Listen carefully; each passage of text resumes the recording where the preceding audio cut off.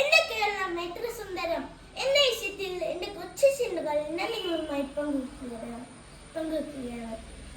നീല കടലുകൾ, പച്ച നിറമുള്ള കാടുകൾ, ചെണ്ടാമരയും വെള്ളാമ്പലുകളുമുള്ള തടാകങ്ങൾ, വെള്ളാരം കല്ലുപോലുള്ള അരണ്യങ്ങൾ, കോടമഞ്ഞ് പുടച്ച് നിൽക്കുന്ന മലകൾ, നിറയെ പൂത്തൊലിഞ്ഞ് ചാനിക്കുന്ന കണിക്കൊന്നകൾ, മാടി വിളിക്കുന്ന തെങ്ങോലകൾ,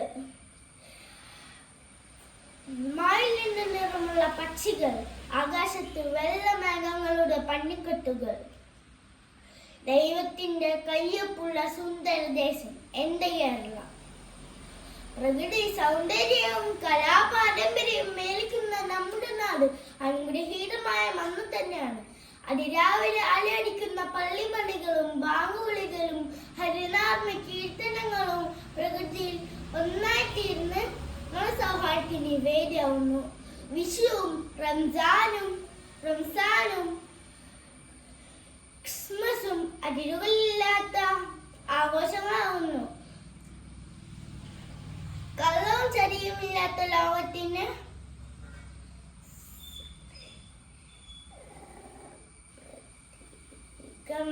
പ്രതീകമായി ഓണത്തെ ഒന്ന് ചേർന്ന് വരവേൽക്കുന്നു. മയിലിന്റെ നിറങ്ങൾ ഒന്നായി തീർന്ന പോലെ ഗീതയും ഖുറാനും ബൈബിളും കേരളത്തിന്റെ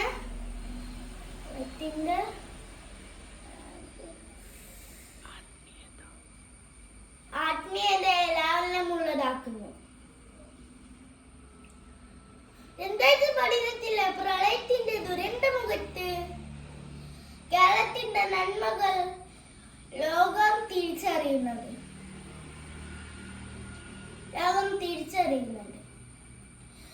കടൽ തീരത്തിൽ നിന്ന് രക്ഷകർ മലമുകളിലെത്തി സ്വന്തപ്പുറം സ്നേഹത്തോടെ സമ്മാനിച്ചു.